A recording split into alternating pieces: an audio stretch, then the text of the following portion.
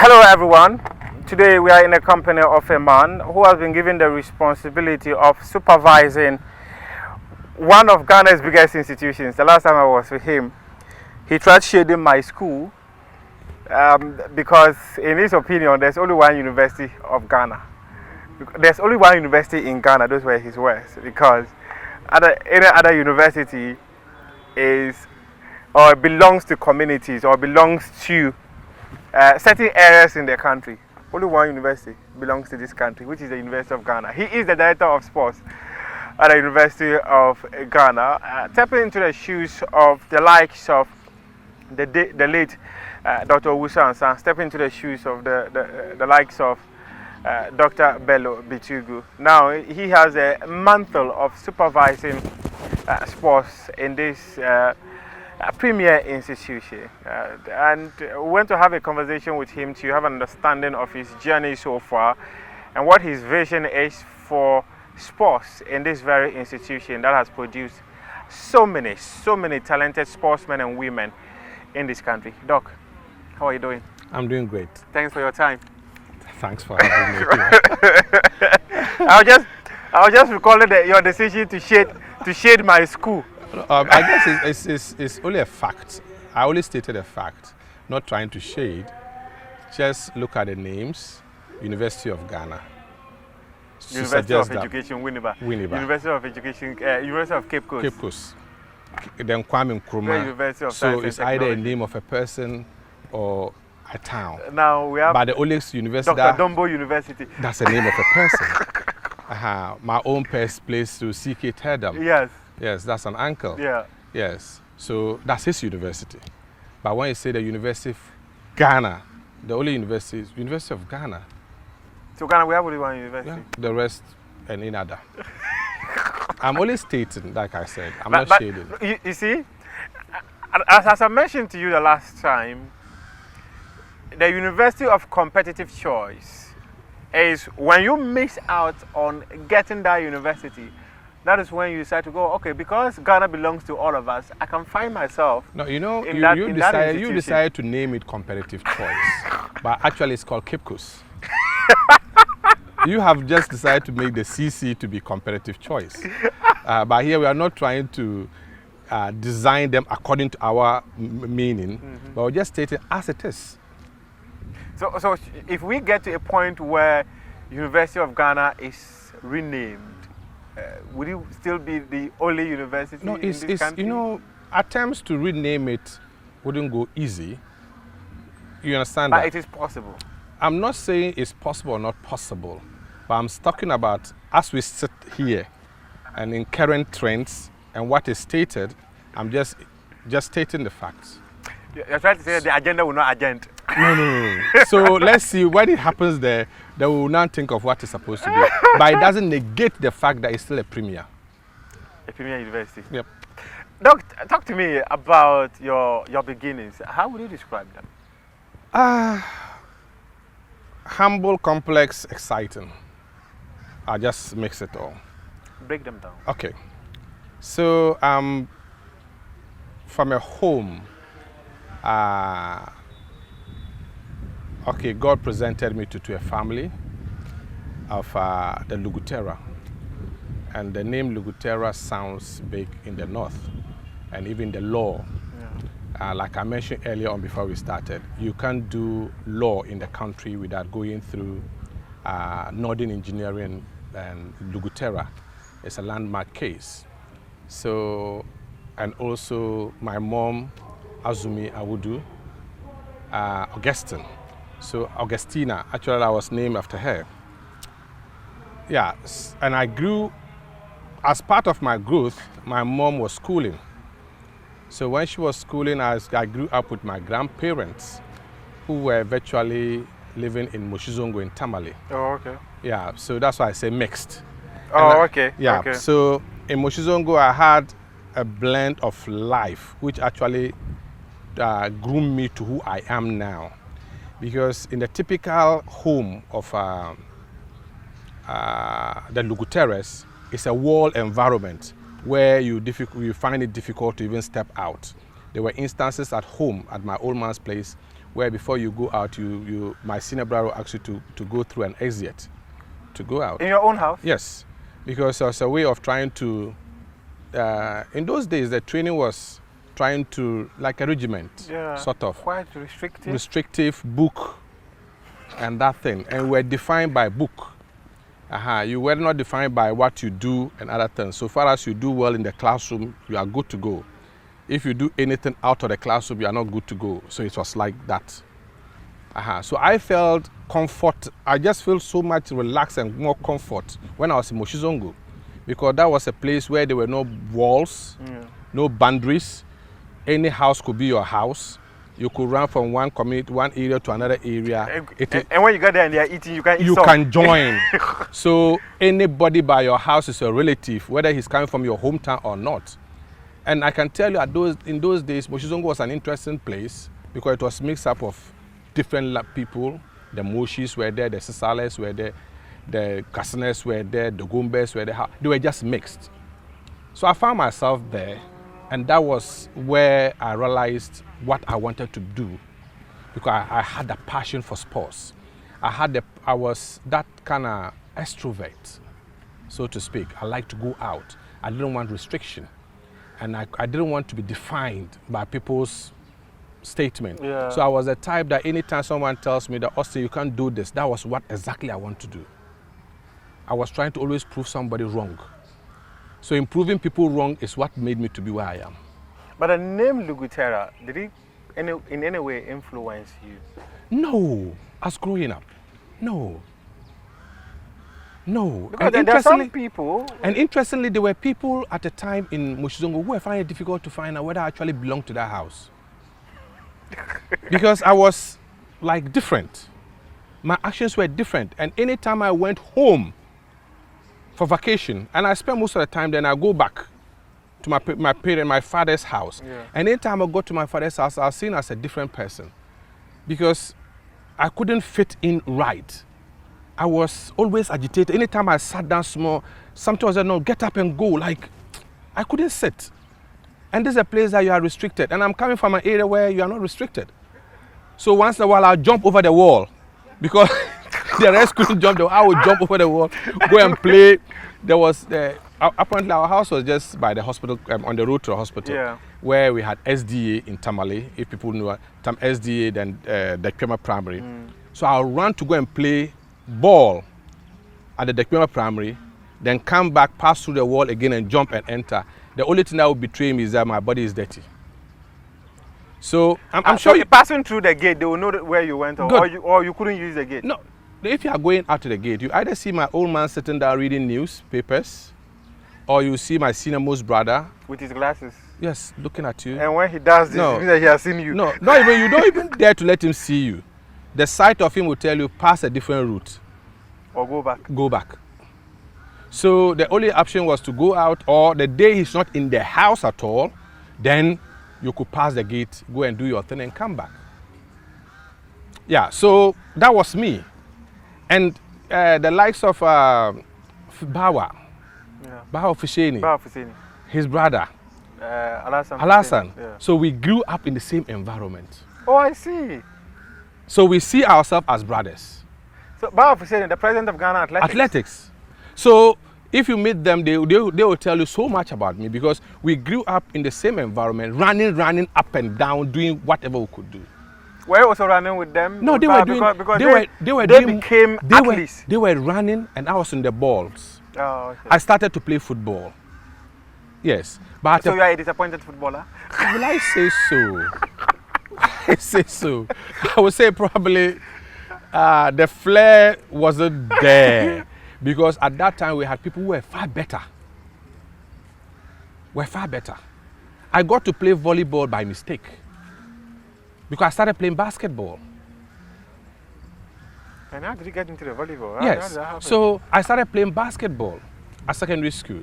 So whilst at basketball, it was like, basketball was like fun. Yeah. And interestingly, like, if you want to know of the school, ask Fentu, he will tell you the name of the school. You've started. I've started a fight. You've started. Yes. So the same school with him. Yeah. Yes, but I mean, when I was there, he wasn't around. Yeah, he was not there. Yes. So Canton Secondary School was a excitement place too, that we had. Most of the people were from the environs to move. Oh, okay. The nearest were coming from Bolga, Wa. But in Tamale, you were in Tamale, all of a Yes, sudden to Canton. good. So I was there because my uncle at that time was working there. So I was taken to Canton because they thought that my uncle could tame me. Because he was a hardcore. You were the lion in the house they needed to tame. Not lion, but I was like outlawed. Yeah. I didn't respect boundaries. So they thought that he could tame me. So I was taken there. So it was there that I realized that I had these friends from Bolga who come with ball and we play. Because at that time, if you want to go and play football, there were big boys there. You want to do any game, they were the big guys. But when you go to play basketball, it was only selected people. It wasn't for the zongos, Yeah. so to speak. So that's how I started playing basketball. Playing basketball. I happened to appear on the volleyball court because at that time they were renovating the basketball court. Oh, okay. So I passed there, people were playing, I looked at it. And interestingly, I'm good at looking at things to do. So I looked at them playing, I said, well, I could play. So I entered, and because I already had coordination, I entered. The first thing I was interested was the spiking. I wasn't interested in receiving. You threw the ball and you Just threw the ball for me. So when I jumped, basketball rim is higher. Yeah. So when I jumped, I realized, oh, wow. This one you can fly above The net was everywhere. So I hit, boom. So when I hit, the PE teacher, that said, no, you can't go anywhere again. Remain here. So I just remained and started playing. And at the time I was playing too, I was still small. I had grown-ups playing. Then after school, after basketball, then I took it up. And that's it. You mentioned something earlier about law students, right? When you're studying law, you definitely come across the Luguterah, right? What is it all about? What happened? I guess it's a landmark case between Luguterah and Northern Engineering. Okay.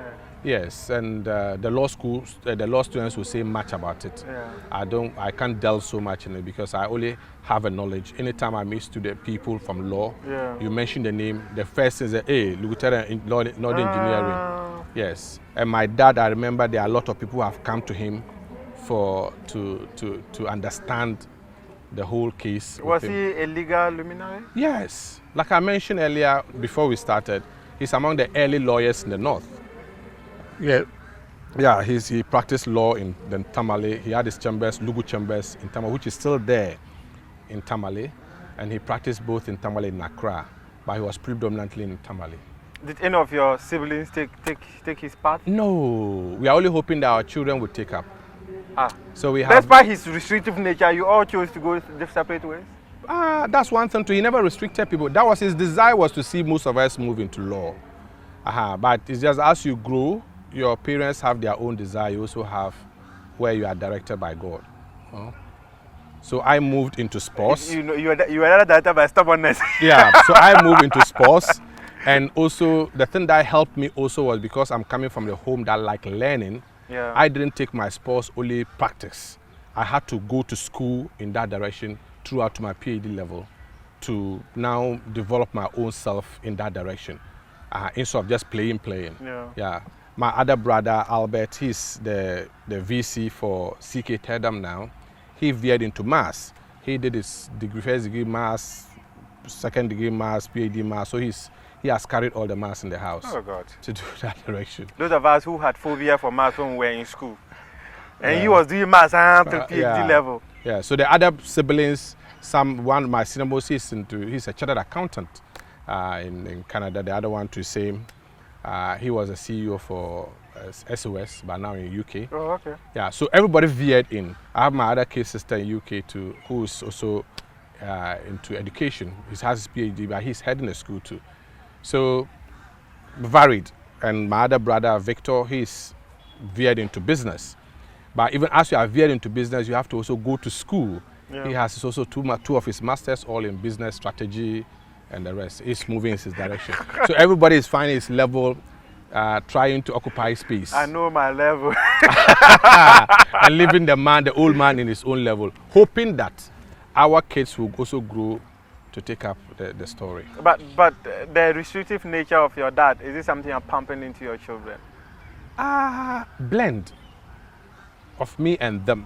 What? Because I try to give them space to explore. Okay. Because in these current times, if you dare prevent them, remember that they'll be communicating with somebody far away from you. They have their phone. Yes, yes. In those days, we didn't have phone, so you could restrict. But this time, if you restrict the person, oh, you've given me space. He'll be in his room chatting with somebody on phone, far away from you.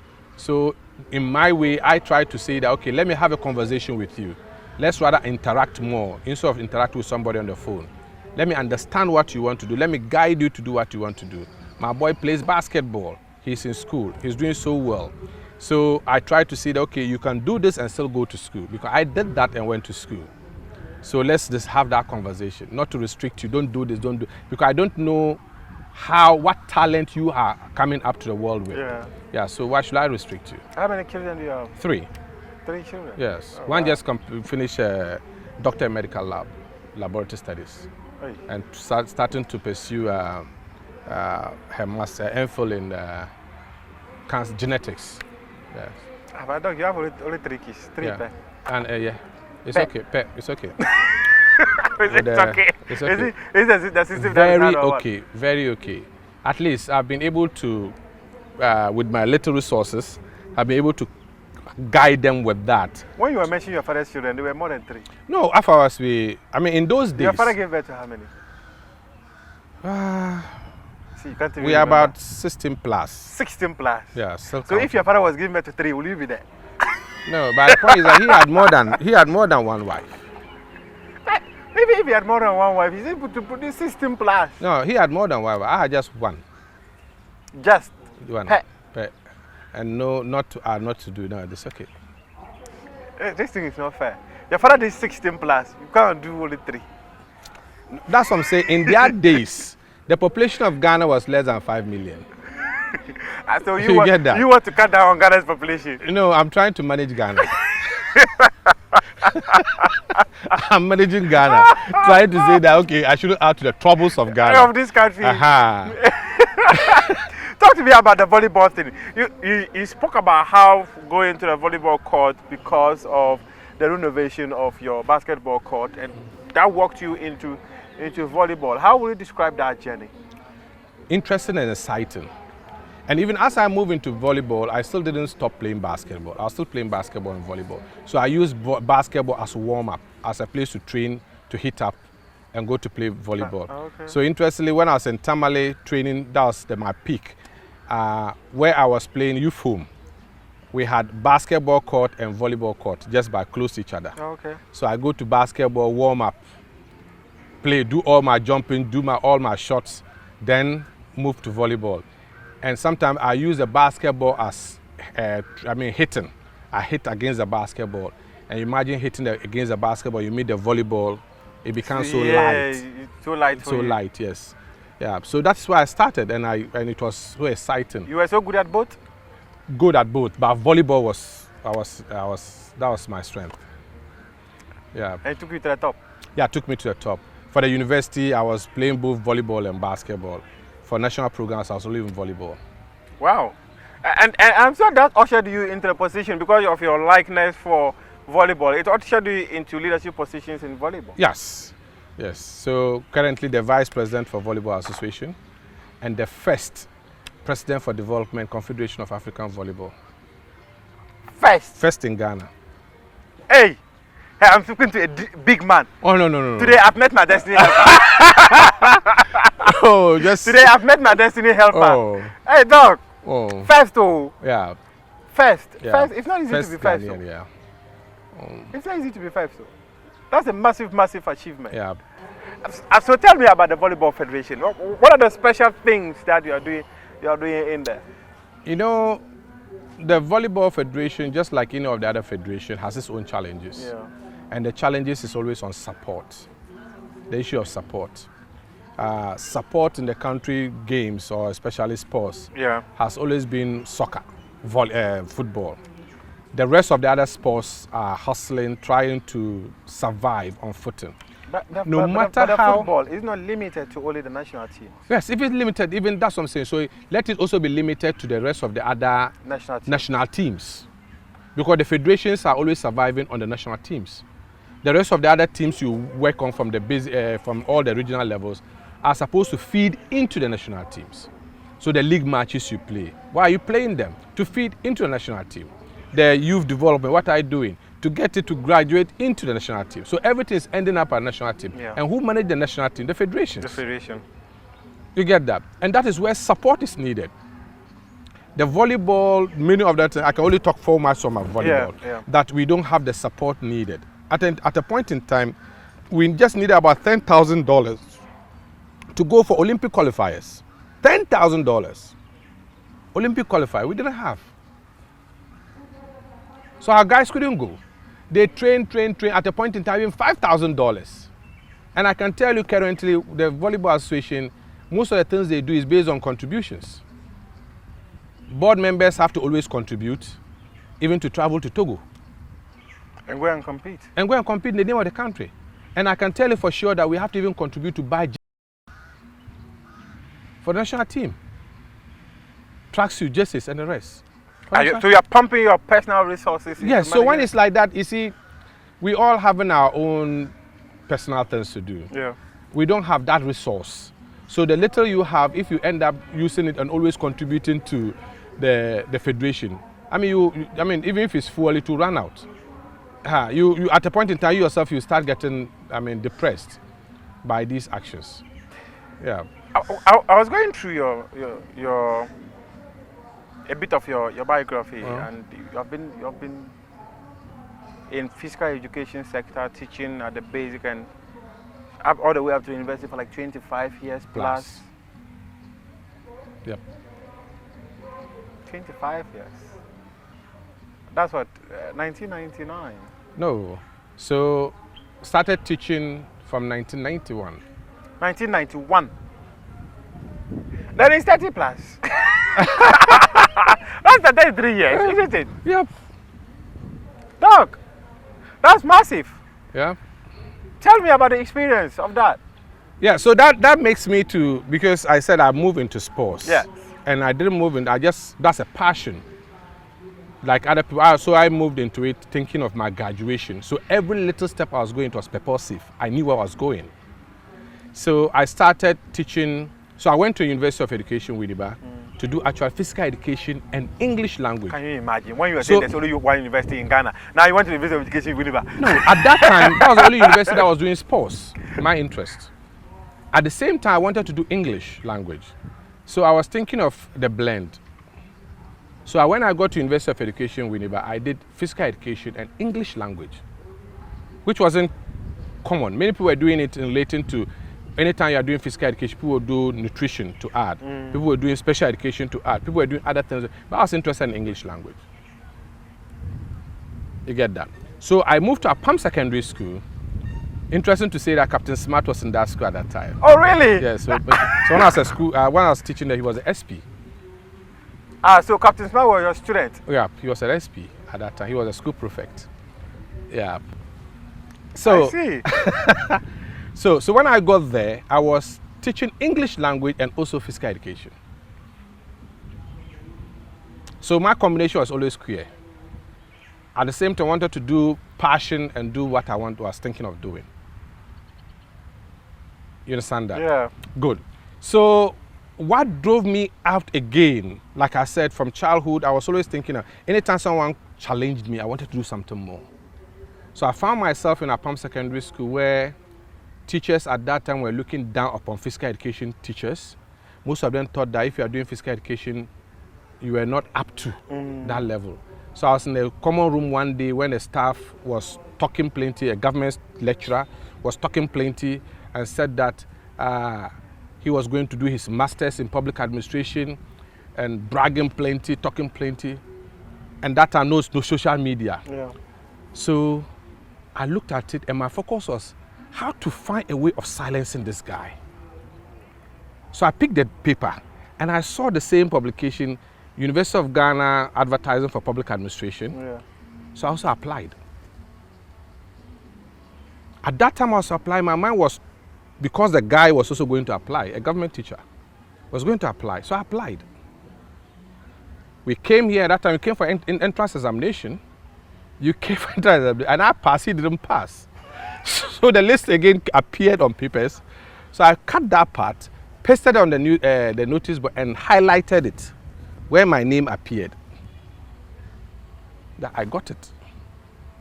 So that was my focus, just to prove you wrong. Don't think that the physical education person was stupid. But he inspired you. He inspired me, but I wasn't inspired. I went in with a different mindset. But his inspiration was through the negative, by 10 positive. You get that? So that forced me to move, to veer off bit to public administration. Public administration. Got to Legon here, did my public administration, became the first again president for Public Administration Students Association. I'm the founding president. Then left. After that, my focus was still there. No, the sports is still hanging there. Mm. So I had to go back again to now do the masters again in sports. So I'll be in alignment. So to do my PhD is a combination of both. To do now public administration, but specialize in sports policy. This has brought me to a point where we're asking many questions. Do. At this point, you mentioned about how people undermine physical education, right? It's been there for years. Has anything changed? No, I guess it's our antecedents. I would say so because if you look at the colonial settings, Yeah.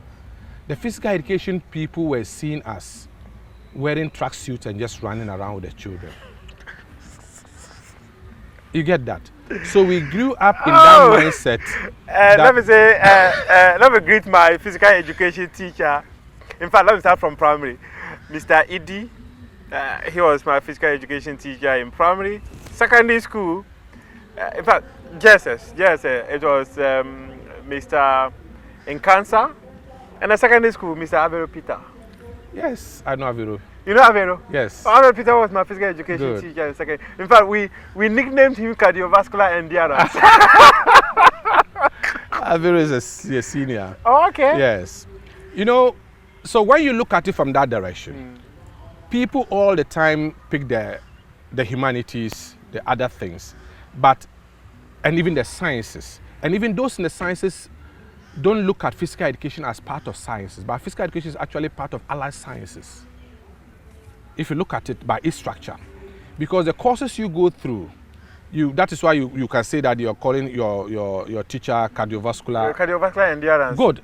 Because the thing he learns in this university is virtually the anatomy, physiology, biomechanics, and the things. Yeah. And these are things that we ignore, which other countries are doing, and we want to imitate them. If you look at the ancient Greek, I always mention in my talk, what made them grow was because they had a basic principle, which states as that a healthy mind lives in a healthy body. Yes. Good. So all their direction was in that focus. And how do you get a healthy mind, a healthy body? Physical education. Physical education. But this is something that we frown upon. This is something that we look and think that, oh, nothing. And forgetting that if the same thing want to develop sports. Why is sports? The foundation of sports is physical education. If you don't have that foundation, you can't go ahead. Have we gotten it wrong in this country? No, our priorities are wrong. We want to copy, but we don't want to find out how they are making it. It's just like I see you, Muftar. Okay, you are looking good, but I don't want to find out what came up before you got to this level of being good. I just want to get straight to your level. That's the mindset of Ghana. We want to see United States has done this. Yeah, we are quick to say, oh, United States, they are getting money in sports. So let's get money in sports. You come. But what foundation did they build to get to that level? We don't even have a sports policy. It's something that has been worked on. I'm part of those who worked on it. Oh, okay, sure. Yes, I'm part of those. And then Dr. Bello too. Yes. Yeah, and then yes. Dr. Ernest Cranton. Yes, myself, Dr. Bello, Ernest Cranton, and many others, the lawyer in the ministry, Yobo. Yeah. Yes, we're part of it. I was one of the few privileged people who was given a draft to read. Good. So you've done this. And it took us virtually almost a whole year to work on that. We finished working on it. Where is it? And I can tell you, because that's my area, policy, and I can tell you what will prevent many people not from doing that. It's reason that it's a way out for them. Because policy is binding. Clear? Yeah. Manifestos are not binding. It's knee-jerk activities. Manifesto is binding to the party people. It's not binding to the country. So let's hammer on it. That's a place we can always hover around. So they pretend, all of politicians, they pretend as if they are developing sports. No, they are not developing sports. You just say they pretend. I'll say it clear, because if you are not pretending, for years and years now you are operating on sports, you still don't have the policy. I'm not pretending. And it's not that you don't know that the other countries are having policies. Nigeria has a policy. They finished just, I guess, 2018 thereabout. All the countries we are trying to emulate, they are having their policy. In fact, you go to UK, they have their policy in different forms. Yes, apart from the main policy, they have policy in sports business, policy in sports marketing, they have policies. Yeah. And we yet want to see Premier League going, and we say, oh, we want to be like Manchester. You are sick. We want to be like other countries. How did they get there? You've not laid the foundation to be there.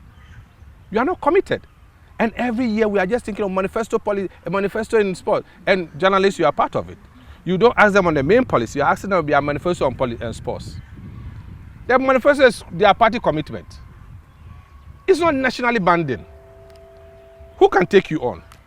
You take the manifesto, after all, there are several policies they came out with, people came out with, politicians came out with, and they can always find a way of swerving it. But once something binding, it's not for everybody. What is our youth development? Coach team is dead. Is it surviving? No. Muftau is dead. Coach team is dead. How do we feed the clubs? Knee-jerking. How do the clubs feed to a national? We are waiting for somebody who has worked his own way and gone outside the country. You only hear that he's out of the country, he's a Ghanaian. Oh, let's call him back. The person has built up a culture. Just like I mentioned about my lifestyle. Yeah. You develop a particular culture, you move to a different culture, you are finding it difficult to adjust. It doesn't work like that. You bring the other people, even the parties who have grown up to Ghana, when they go there, they are now adjusting different. And I can tell you for sure, if you meet any of the professional players and interact with them, most of them will tell you the regrets they have interacting with some of our coaches locally. The time they have wasted with our local coaches. Because most of them will think that our local coaches have wasted their time. Because when they get there and they are exposed to different regiments of training, they realize, oh, wow, they are getting improvement. So us and our coaches are not up to standard? Not up to standard. They are also victims. They are victims of the system. The system. They are not exposed to quality. They are exposed to what is available. They are victims. They are not that. They are enthusiastic to teach, to coach. We have this enthusiastic type of coaching we have in Ghana, but they are not exposed. Analog coaches in digital era. I can tell you some of them can coach, but when they ask them to read the game, he doesn't know how to. He doesn't know where the beginning. And coach is an art. It's an art, pure art. So when you get those who know the art, it's easy to operate. They just see that I have to do this, that, and get this. So while they are using, you remember these African games? When we're having the African games? Yes. Good. Anytime we're playing volleyball, the Egyptians, technical team, they came with about 5 more people, ICT. DS was analysis, game analysis, and they came with complex softwares. So while the game is going on there with their laptops, keying in and feeding the information to assistant coach. So they don't care what you are doing, they are keying in, analyzing. They give. Anytime they call for timeout, the assistant coach is holding a computer and telling them what to do. We are sitting with board, pulling left, right, center, trying to understand. You call the player who doesn't even understand the diagrams, trying to tell him, move here, move here. By the time he gets there, he has forgotten what you have said, he should move. People have moved beyond analog. So we've been left behind. We don't want to learn. We don't want to spend money on human resource building, development. And I can tell for sure, people are moving into the sports industry for what they will get out of it, not the development. That's a fact of it. I'm being blunt. Doc, how do we get better? How do we overcome this analog system that we have? You just spoken about how our technical people are enthusiastic. They want to teach, they want to coach, but the system has not made it possible for them to be able to coach and teach our talents. You know, first of all, that's what I say. The first thing is to make sure that the policy is put in place. When the policy is put in place, then that policy will design the structures. You get that? If we have the structures and now concentrate so much on human resource development, there are a lot of people we can get involved. Even within the country, there are a lot of people who can help in that direction, in coaching, in even teaching them into this direction. But the point is to create that enabling environment for this things to happen. What has delayed the policy implementation? That's ministries. They can tell. Yeah, sometimes you don't want to even sometimes blame the minister, because to him, he has submitted it. I remember in one conversation, I hear that he has presented to cabinet. Yes, if it's a priority, they'll pick it. If it's not a priority, they'll be looking at the other priorities. At this point, they are busy campaigning. Yeah, so it's not a priority. It's one thing putting it down, another not minding it. Put it down together, dust. Yes, it's another, not minding it. And remember that, you see, like I said, our people are enthusiastic. Some of them spend their own money to go out of the country to learn coaching. Go and learn, yeah. I know many coaches who do that. Who do that. If they're not enthusiastic, they won't even invest in themselves to go. But the point is that how many people can get the money to go out? So if many people, just a matter of getting those quality people here. And that would take care of many people who have the opportunity to attend. But hitherto, and I have been privileged to have read the history of Ghana sports many times, especially football, where government had a deliberate system of giving our coaches opportunities to go out there and grow, right? But at this point, government no longer even cares how you develop yourself as a technical man to groom the talents that we have in this country. No, even the point is that the government doesn't even know whether you exist or not. Not to even think whether you go or can come. Wherever you are coaching your small angle. No one cares how you government doesn't even know that you exist. You exist. Not to talk about going to come back. If you look at the models Nkrumah had, if you look at the model in those days they had in developing sports, it was purposive. Intentional. You see that they are heading towards something. It truncated. Now it's been a reactionary. Yeah, so impulsive. As and when we hear that, oh, some people are succeeding in sport, okay, let's also do it. One time, you do it and it fades out. That's what we're doing, knee-jerking.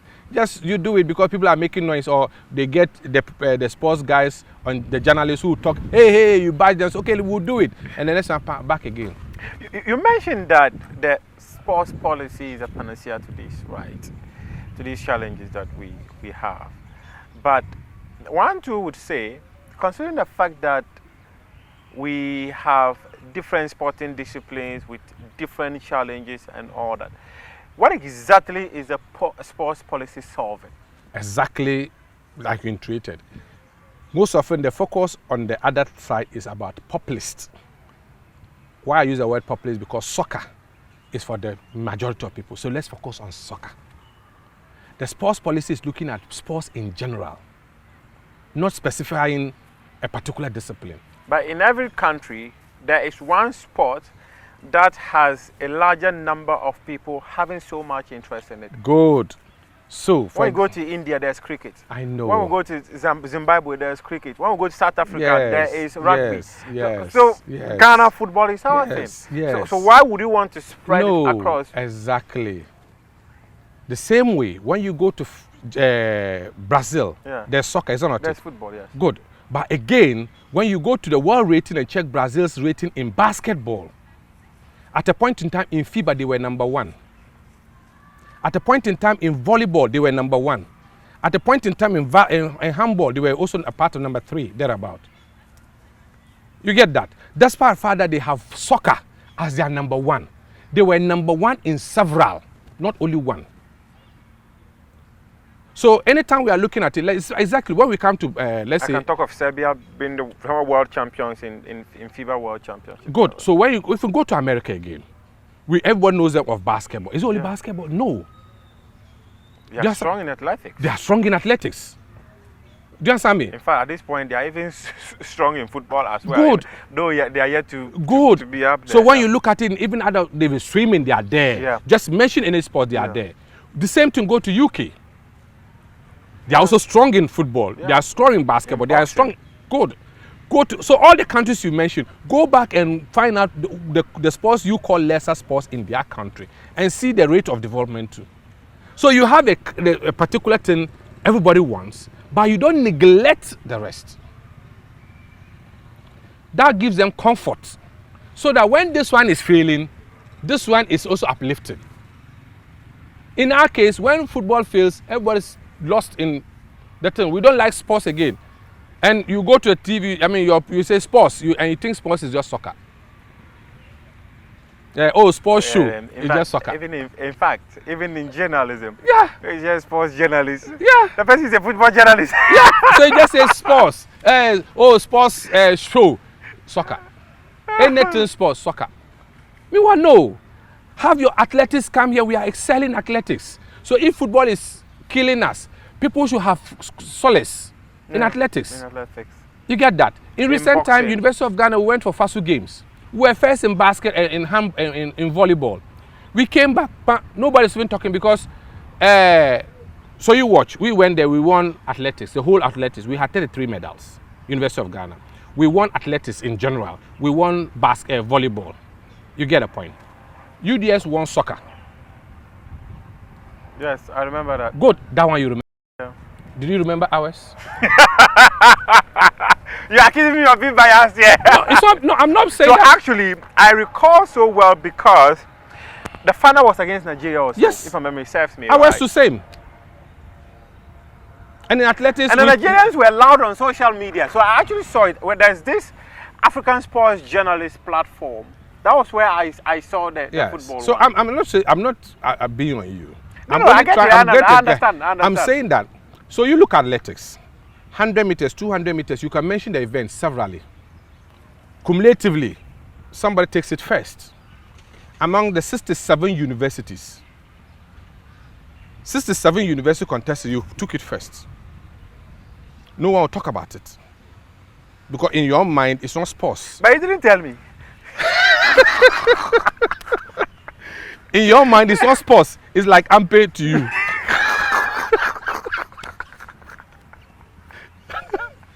No, this one are important. Everyone's looking at okay, it's like people have gone to play Oware or you've gone to play draft. Volleyball, basketball, athletics, they are like Oware, recreational. So when you play, I said they are you are waiting for soccer. Because I'm not saying because I've met people. No, it's I've true. met people even at our stadium. The day we're having the African basketball festival here, and that same day, Haas was playing.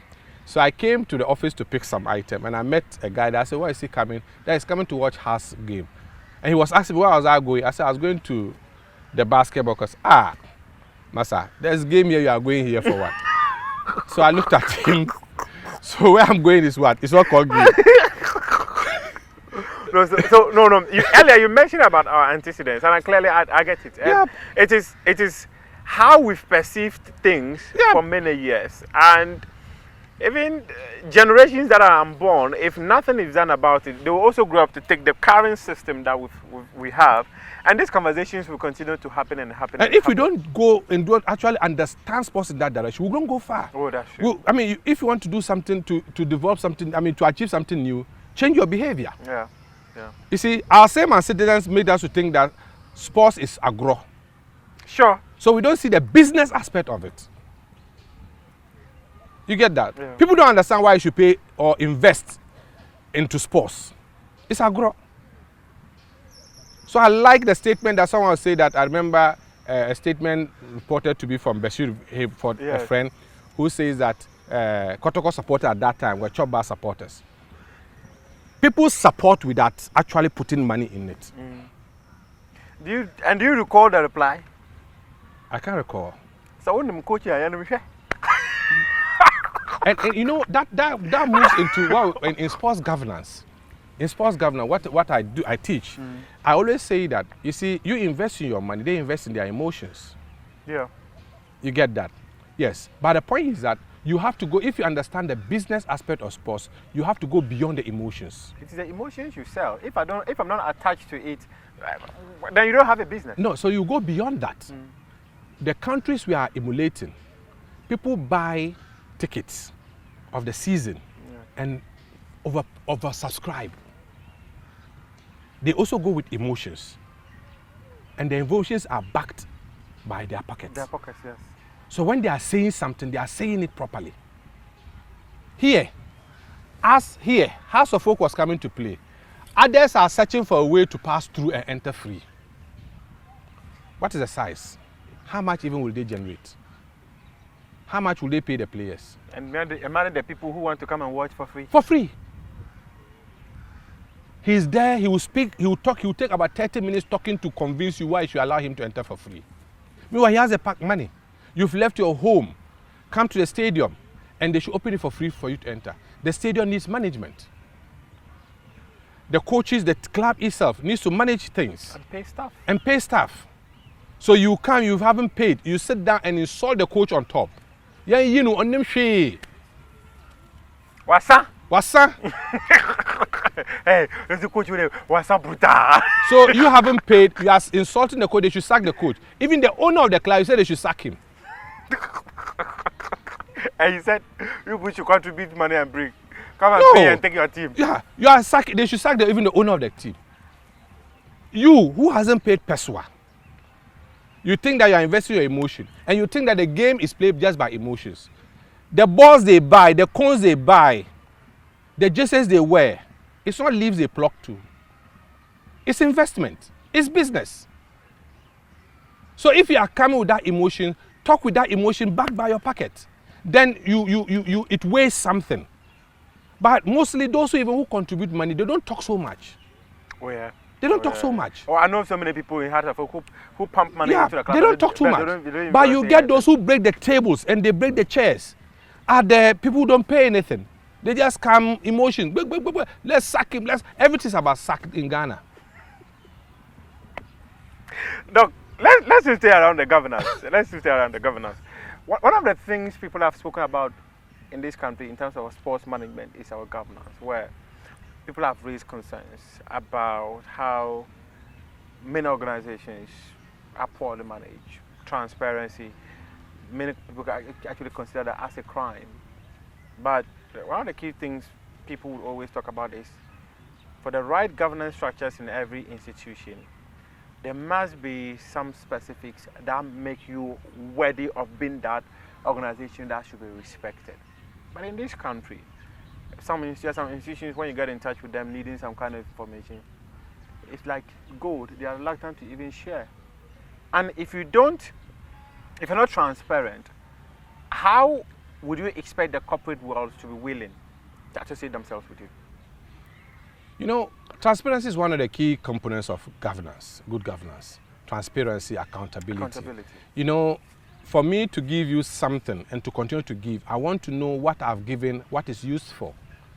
I'm not saying that you didn't use it well. Yeah. I'm just saying that tell me how you use it for my information. If that information is not coming out, then definitely you get people dragging back. You see, sometimes corporate world give you something. It is good, even if they don't ask. It's good for them to for you to let them know that this is how far we have gotten to from what you have given us. This is where you have gotten to. That's an encouragement for them to think that, okay, we are doing something worthy that we can add up. Probably even in trying to do that, that gives you opportunity to look at your challenges, to look at certain things and think, okay, we couldn't achieve this because of this other challenge. Probably we need more.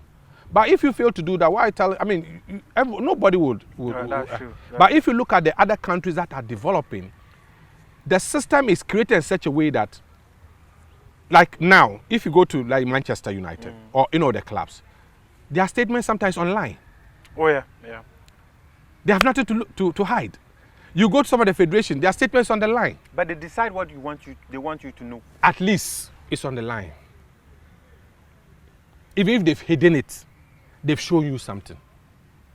So let me just. But you get somebody who doesn't show you anything at all. No. So, as I mentioned, they will show you what they want you to know. Good. So, for instance, I'm going to cite the Ghana Football Association.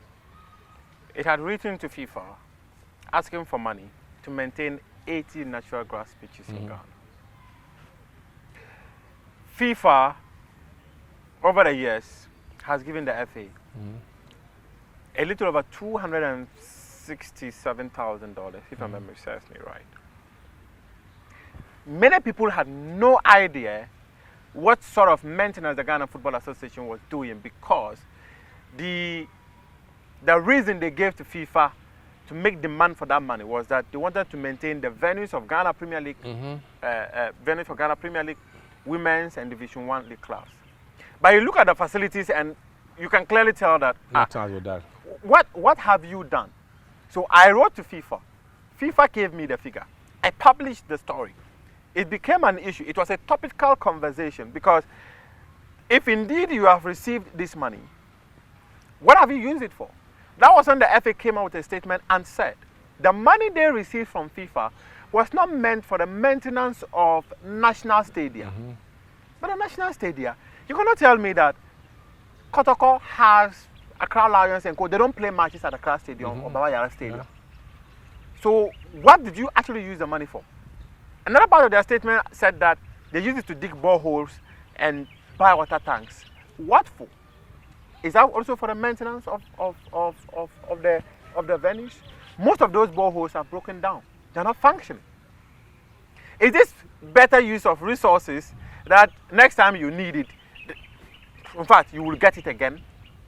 So it comes back to the statement I made that. So when you don't even publish your statement, like you said, the other countries or the other people, they publish what you want to see. Yeah. At least you will see something clear. Then you could interrogate it. You can interrogate it. Yeah. Whatever you have, then you can interrogate. So if they had sent you that statement and what you got in response from FIFA, you could have interrogated the statement they have with what you have. No, it was after FIFA told me and I did the story that the FA now came and released that statement and reacted. Let's, if you want to say something. No, that's okay. Okay, let's talk about your office, your new office now. Welcome. Thank you. To your new office. Yeah. First, you are stepping into the shoes of the likes of Dr. Usansa, Dr. Bello Betugu. Is that a massive responsibility? No.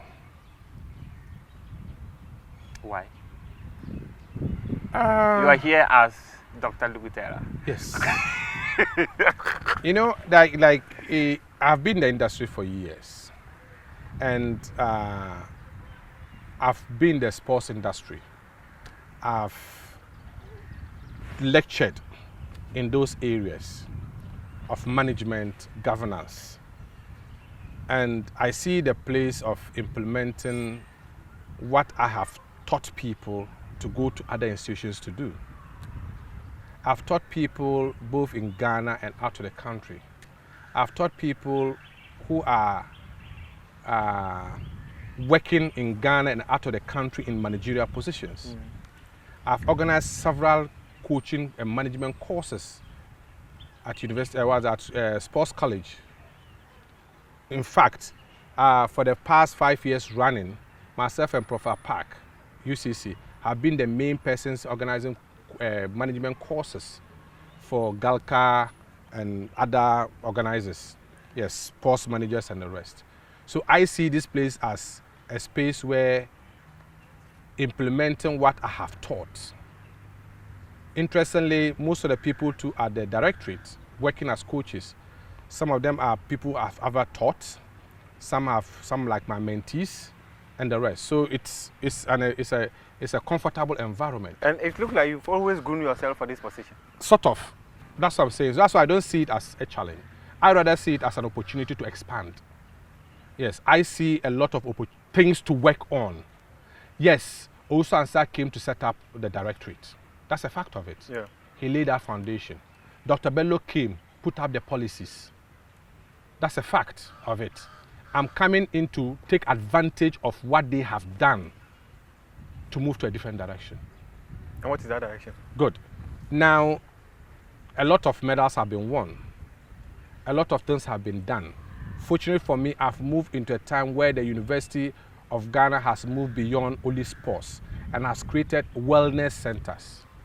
So now it's Sports and Wellness Directorate, not sports. You get that? So I am building a wellness center. So this environment you see here, we're supposed to build wellness here. So here we're supposed to have some children park, we are supposed to have reading spaces here, we are supposed to have event programs here, and others. We want to create a space that when you move here, just as people are moving up and down, you can actually move here and distress. You understand that? We want to move the sports more into community engagement. So hopefully from next week, we intend to even launch what we call University Community Games. And the University Community Games is going to be a league, not a game. And when we are able to implement this, it's going to be the first in the world. Because most corporates are tournaments, not leagues. So this time we're going to play it a year long. So we're going to have all University community games. League. It's supposed to be a league. So that is the community surrounding the university or something? Yes. So what we're doing is that all the colleges, we have 4 colleges. All the colleges are raising, each college is raising up a team. Then we have alumni also raising up a team. Then we have what we call union. The union is made up of high-level executives who come to train here. Yeah. They're also raising up a team. Then we have a group of bankers who also work, who also play at Allianz Primary. Yeah. Also raising up a team. Yes. We invited East Legon executive, but I guess for now they seem tight. So they want to see how we work and then probably they will join in future. So what we intend doing is that we're designing a program and we'll be playing it on our campus, on our stadia. Every weekend, we'll have it to play in the evenings. We're going to play. It's going to be a year-long league sort of thing. Probably we'll invite you. And I will come. Yes, we invite, how do you call it? Fentio. No, not Fentio, your group. Multimedia. To also raise a team. Yeah. Yes, we can force you to also raise a team. Then we play. Most of us want to play in the evenings, under the floor lights, to play. That's the focus. Because we now want to move beyond the university activities to engage the community. And when we talk of the University of Ghana community, just talking of the whole of Ghana, whole of Accra, is university community. So any corporate body that can raise a team, well, then intermittently, all these games going on, we still want to create a space for ladies. So anytime we have a break, like the break, we could have ample competitions. Yeah, we could have ample competitions. We could have other activities, recreational activities. It could be some aerobic activities that will take care of the ladies. And this says so. This some of the one of the things the direction we are moving to. So in terms of the league, do you have a specific number of teams you've put in place, or not yet? Not yet. So as at now, the numbers we have, we're targeting if we could get about 10 or 12. Okay. But so far we haven't gotten to the numbers. Okay. So we're working towards that, and that's the focus. We want to move in that direction, and if you're able to do it, that I think it will be an exciting thing. What are the 3 main things you want to do as the Director of Sports and Wellness at the University of Ghana? Yes. So first of all, to human resource development.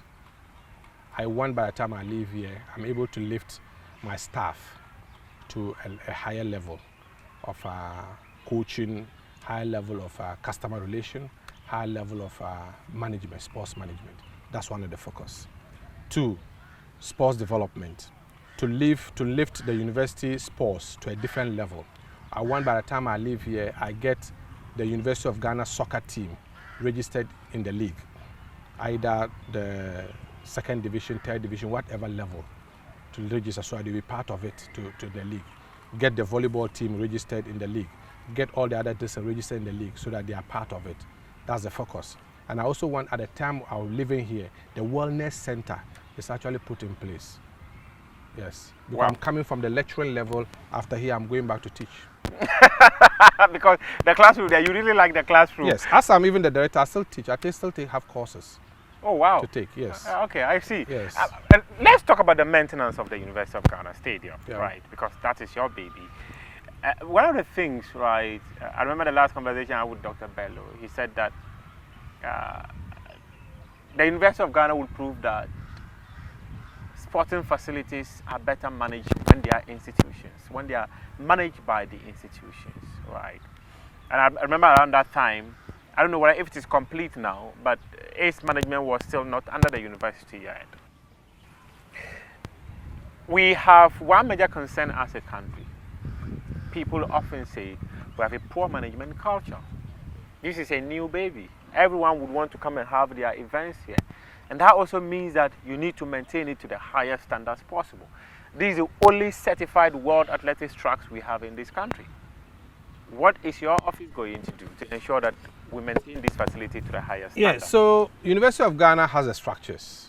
I mean, the University of Ghana has put certain things in place. And like Bello said, I'll agree with him 100%. And it's based, whatever he has said is based on research.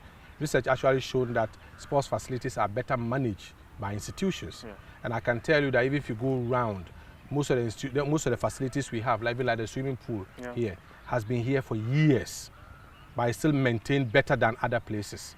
Yes, so if you look at our facility, we also always have a system, a policy, whether we are on strike or not, people are here to work on it. Yes, so I think that the structures that are in place already before I came, and the structures that we try to put more on, is going to be more of supervisory role, trying to make sure that every particular things are managed well, especially the Mondo tracks. The Mondo tracks have its own maintenance regime. Yeah. There's a way to maintain them. Yeah. The Mondo tracks are like carpets. Yeah. There's a period you have to wash them. Yeah.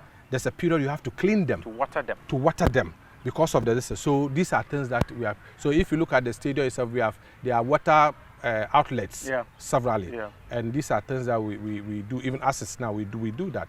And most of it we do them in the evening. That's the best time to do them.